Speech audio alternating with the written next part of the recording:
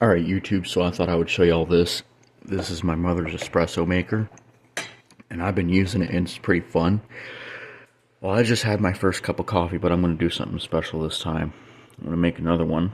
But the cool thing about this, when it starts up, it actually drones that 60 hertz drone, which is actually 4 octaves lower than 480, which is the common drone tuning for bagpipes. Alright, so I got a pod in.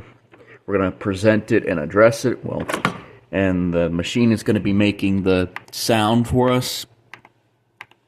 So here we go. I'm going to make sure we're on the middle. I'm going to make sure the cup is under there well. Alright, and I'm going to start it addressed to the coffee maker, or espresso machine with the Scottish accent. I'm going to press this button here, and the pipes should start up.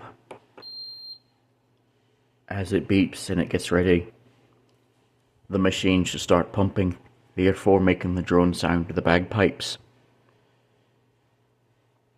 It's a 60 cycle drone that matches the hum of the mains frequency, and it matches the hum of the drones of the bagpipes.